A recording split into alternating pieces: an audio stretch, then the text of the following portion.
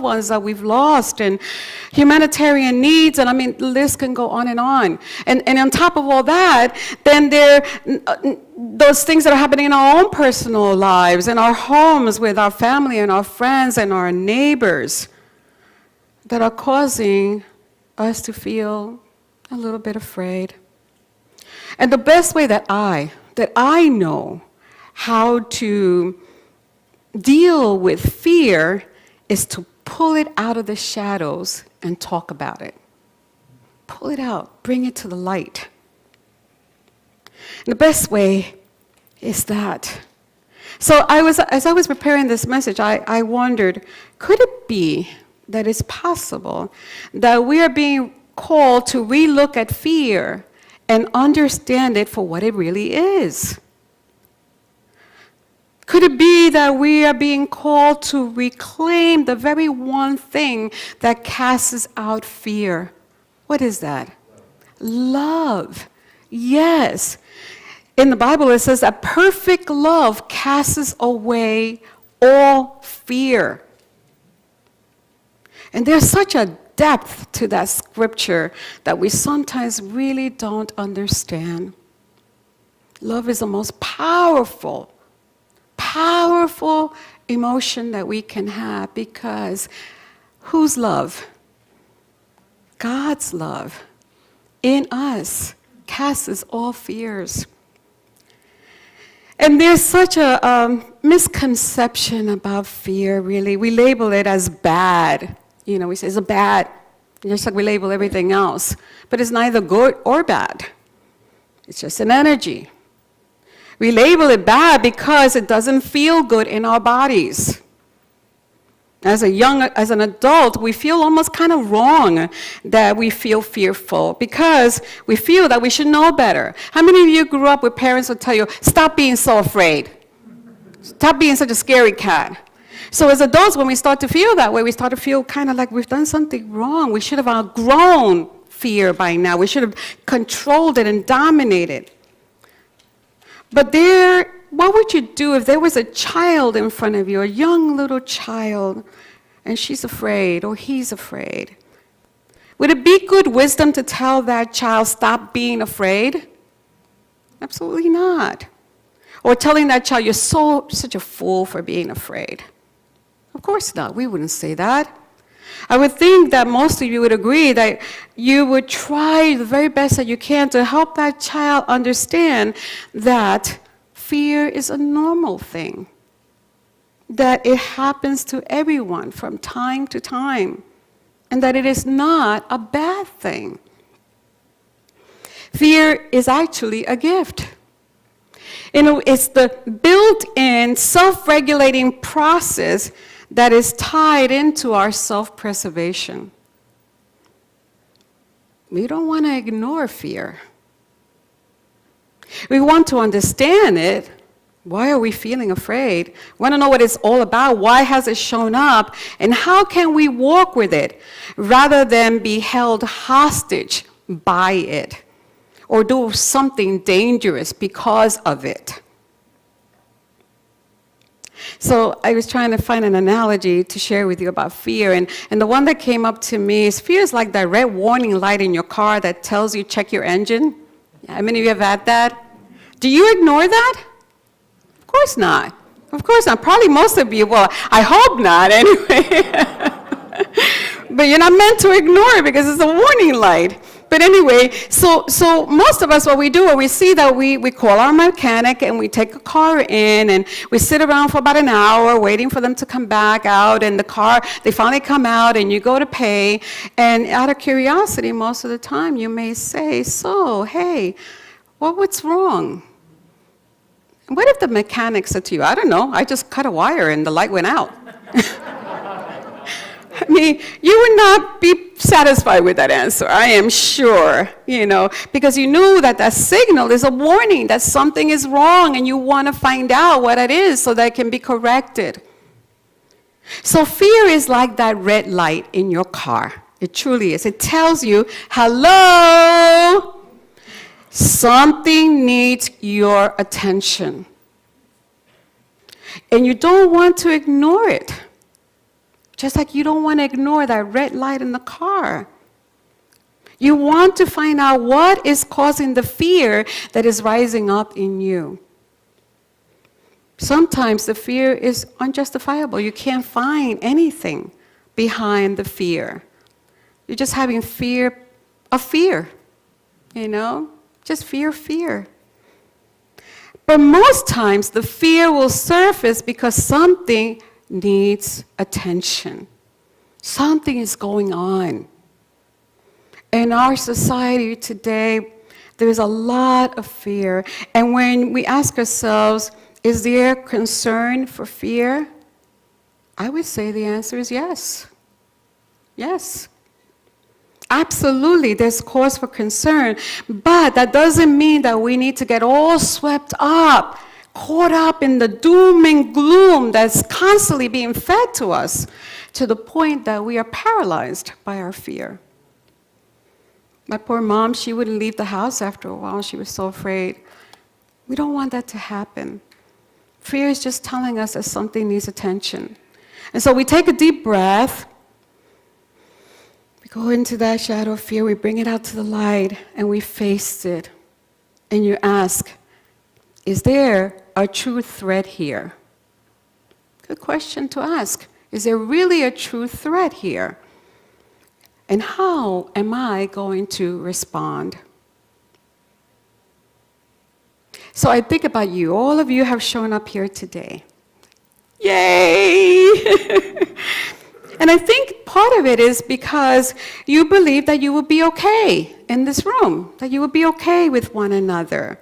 And that, even though you know that the virus has not yet been eradicated, you chose to be here. You believe that your fellow congregants are making good choices for themselves and for each other in a loving way.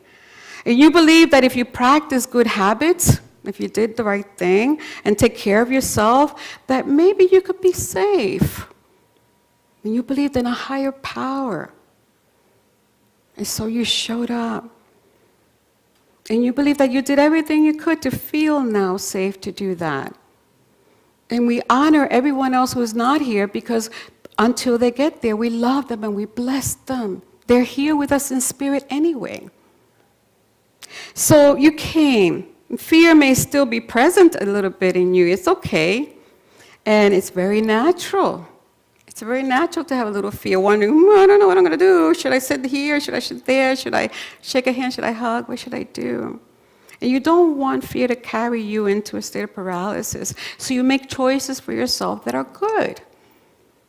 And you let each other know what you choose to do when you're in community together. When I was preparing, I do a lot of searching around and asking Spirit to guide me. What can I share? And I came across a creation story of the ancient indigenous people. And they saw creation as a result of two different energies, like a yin and a yang, that came together to create the physical world. Some of the stories says that they have two guardians, they call them two guardians, and they are, believe it or not, fear and love. Fear, self-preservation, an instinct to stay safe, and love as a self-expression of who we are. They believe that when fear and love work in cooperation with one another, there's a harmony going on there. Fear and love working together. Amazing things can happen. They create what we call in our language today, sacred reverence. Remember that. Sacred reverence, the two melding and working together in harmony. But they didn't see fear the way we saw fear. They define fear more as respect, awesome respect for life. For all of life is sacred, all of it. Some Bible scriptures would have made a whole lot of sense to me if I had seen it from that understanding that fear means respect. Remember how they would say, love God, fear God? And you were so confused.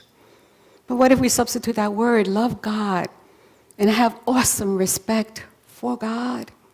Makes a difference. How many of you know Jane Goodall? Yes, if you read any of her research, I kind of dabbled in that, and I saw some of her movies, documentaries actually.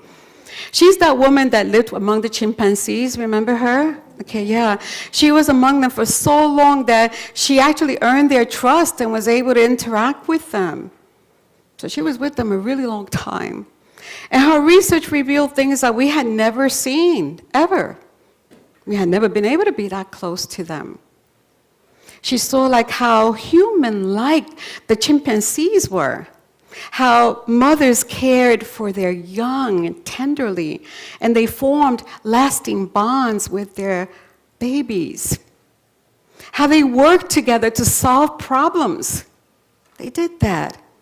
They created tools, and they learned how to use them, and they would teach each other how to use them as well. She saw that they had a sense of humor and that they liked to play, just like we do. Jane fell in love with them. And after a few years, she witnessed something that she had never seen before. One of the male chimpanzees took some of the females and he went off to a distance and set up another camp. Now there are 2 camps. And after a period of time, what happened is that food became scarce. There wasn't enough food. And they came back, the ones that had left, but something horrible happened.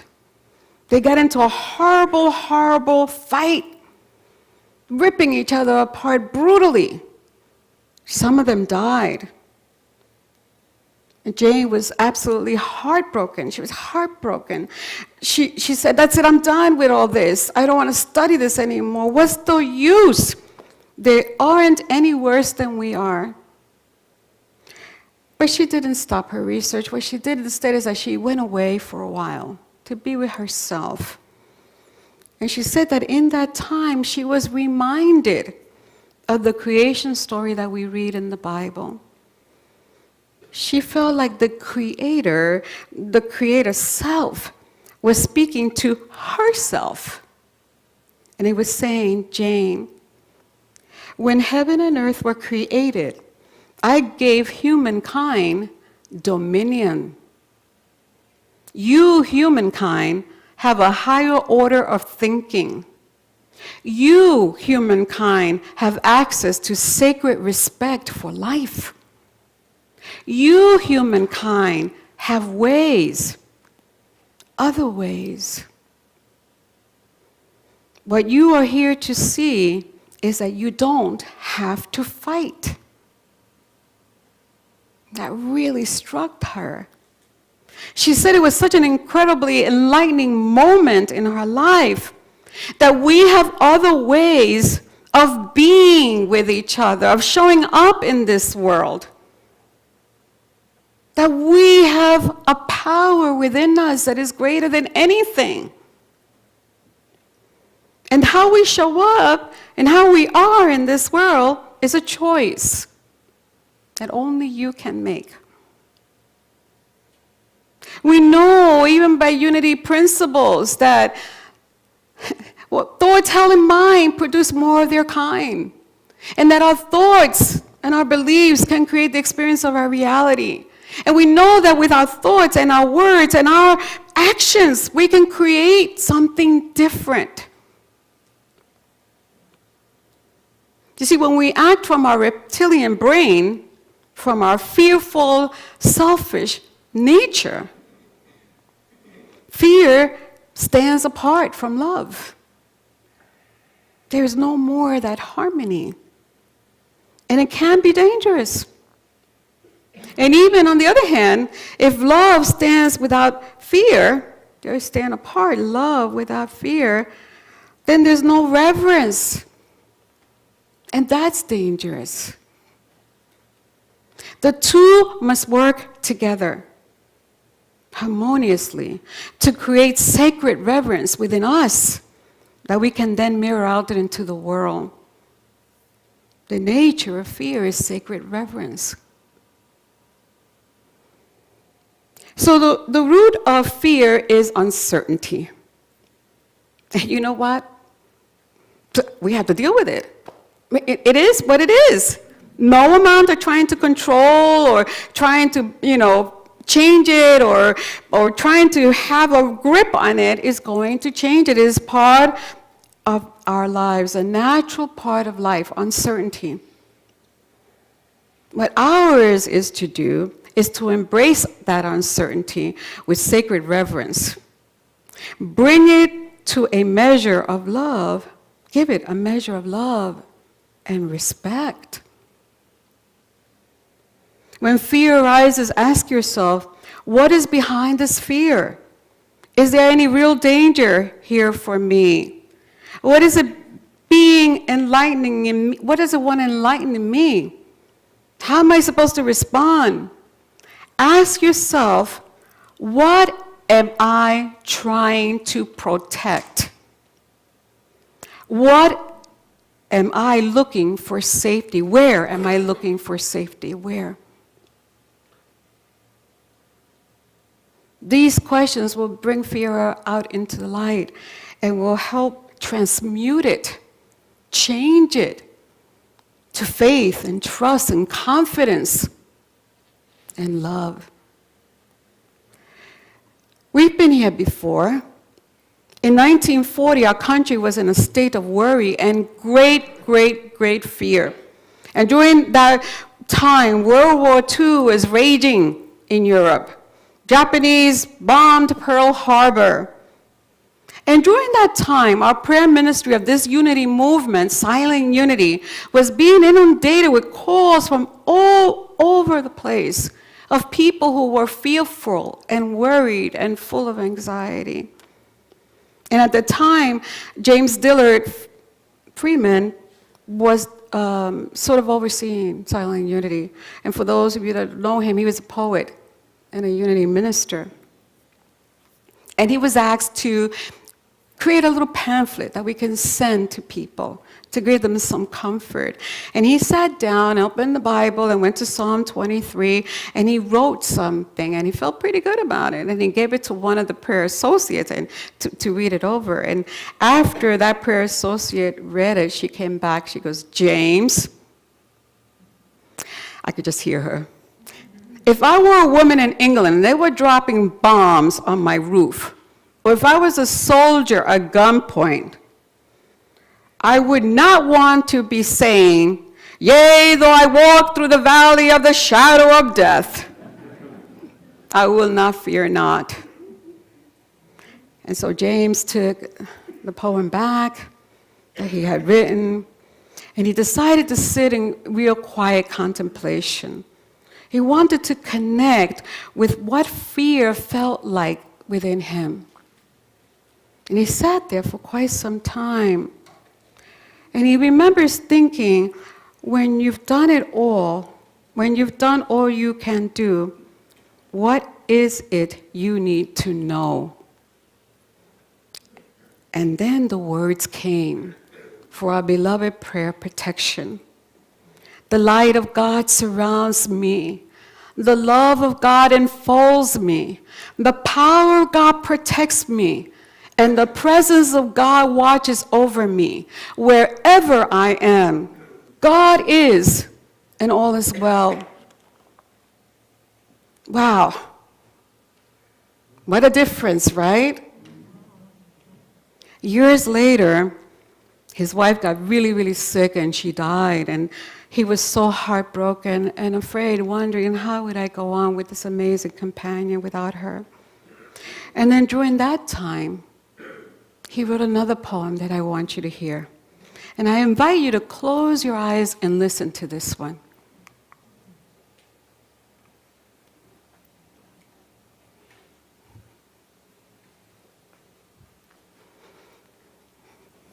Do you need me? I am there. You cannot see me, yet I am the light you see by.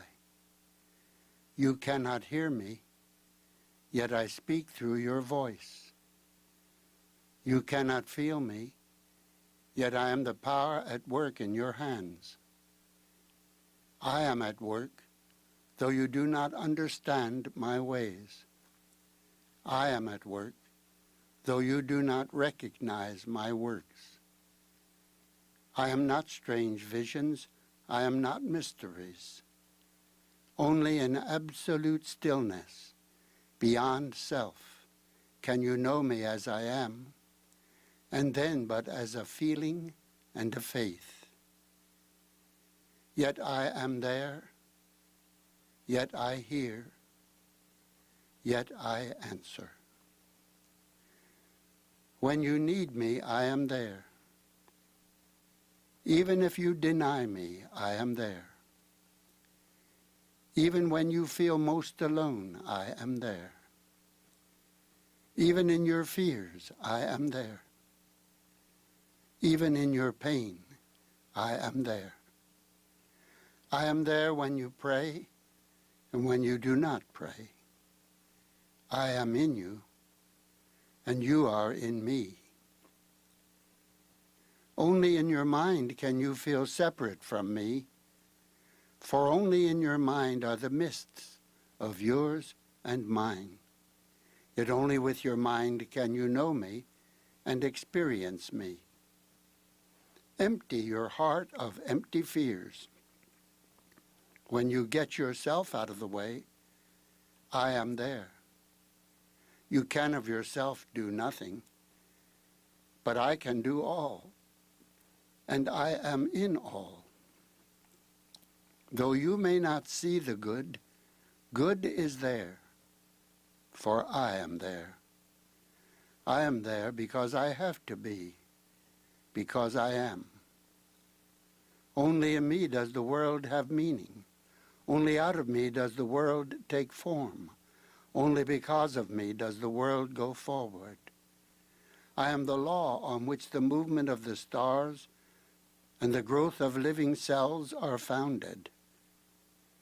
I am the love that is the law's fulfilling. I am assurance. I am peace. I am oneness. I am the law that you can live by. I am the love that you can cling to. I am your assurance. I am your peace. I am one with you. I am. Though you fail to find me, I do not fail you. Though your faith in me is unsure, my faith in you never wavers. Because I know you, because I love you, beloved, I am there.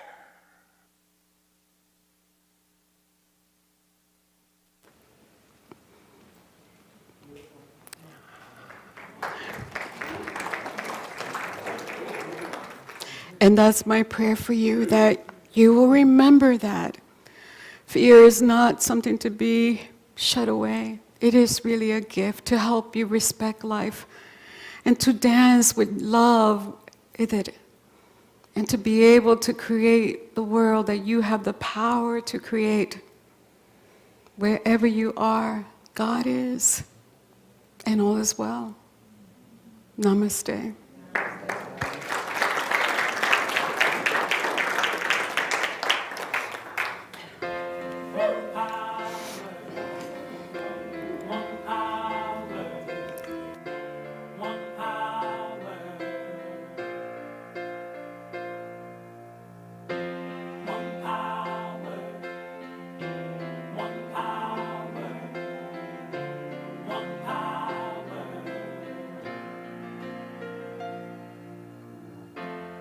There's one power, invisible, and you see it everywhere and every day.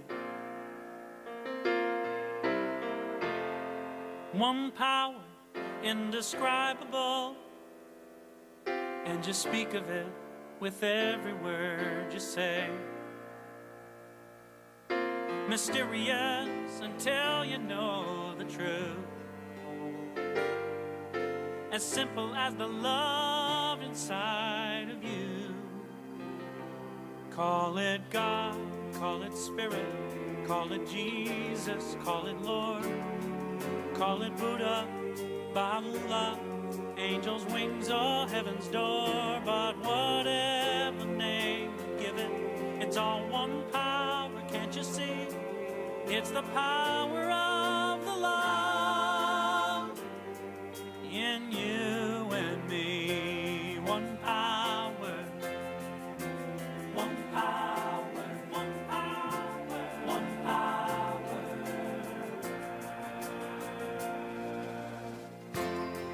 We speak so many languages, different clothing, different colors, different names. The different is only dangerous when we forget that in the heart we're all the same. And we'll remember once we close our eyes to see that such distances were never meant to be. Call it God, call it Spirit, call it Jesus, call it Lord, call it Buddha, Baha'u'llah, Hashem or heaven's door. It's Muhammad, it's your mind, it's your soul, or it's your sign. It's the universe, it's music, Mother Earth or Father Time. But whatever name you give it, it's all one power, can't you see? Whatever name you give it, it's the very air we breathe. Oh, it's the power of the love in you and me. One power. Oh, one power is what we are. One power, one power.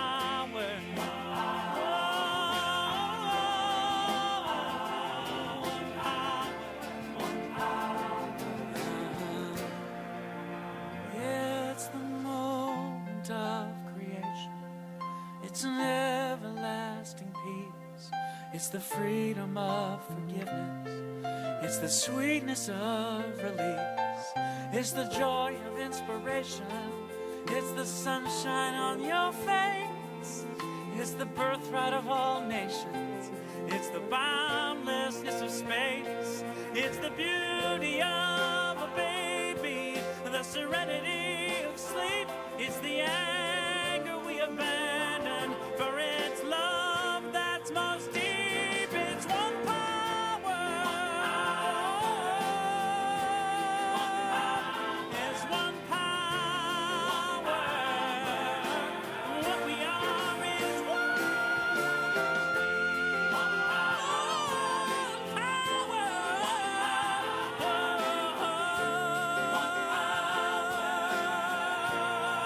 It's the power of the love that lives forever in you and me. It's the power of the love in you and me.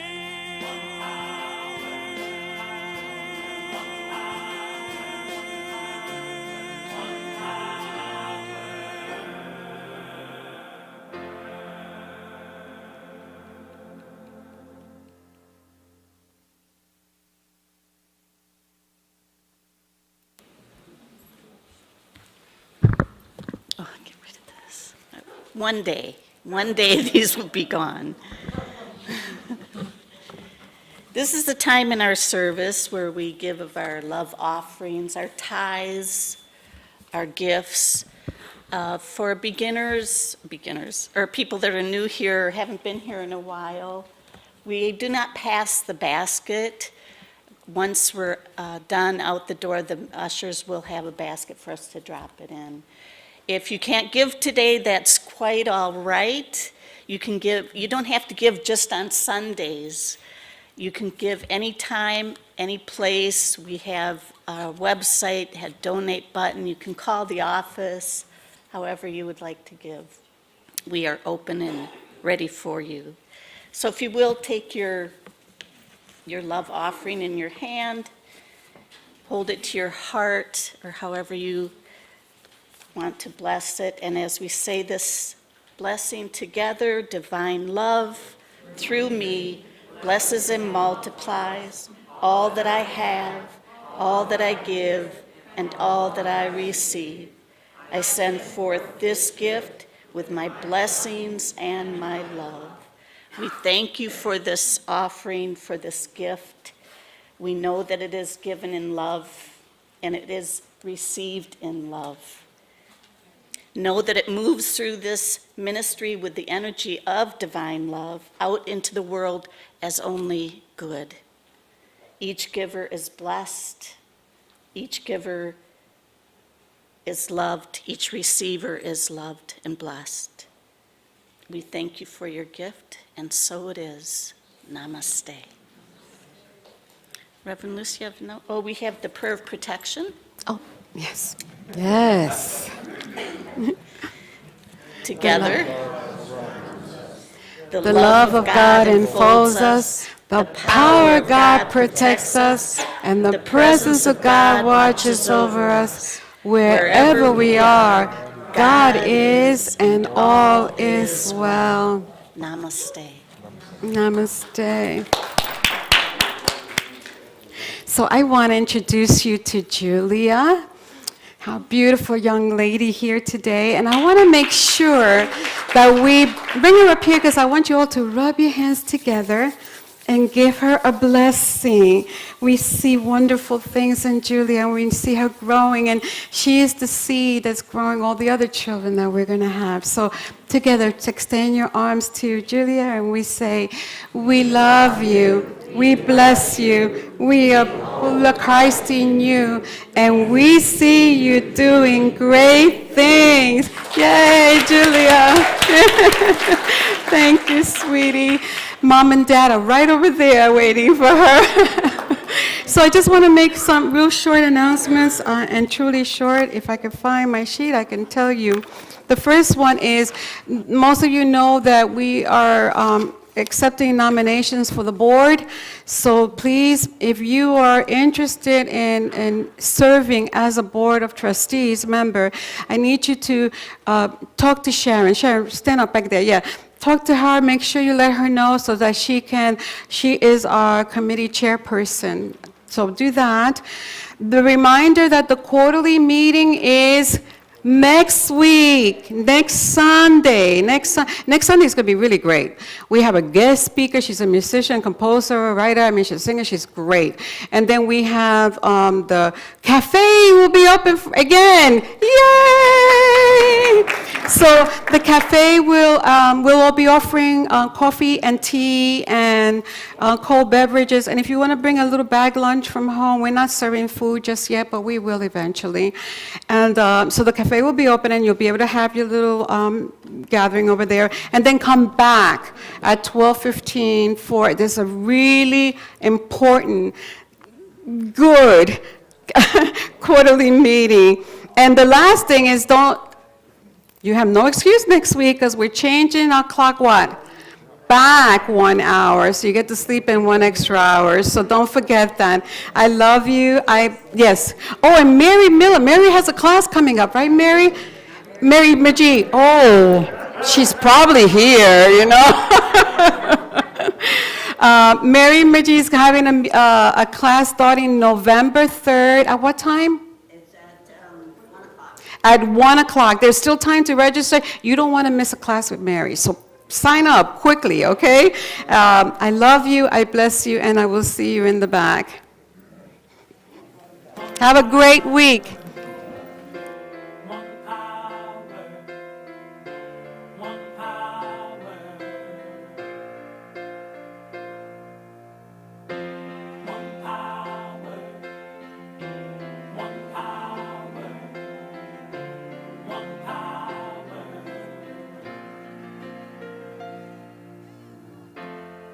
There's one power, invisible, and you see it everywhere and every day. One power, indescribable, and you speak of it with every word you say. Mysterious until you know the truth. As simple as the love inside of you. Call it God, call it Spirit, call it Jesus, call it Lord, call it Buddha, Baha'u'llah, angels' wings or heaven's door. But whatever name you give it, it's all one power, can't you see? It's the power of the love in you and me. One power, one power, one power, one power.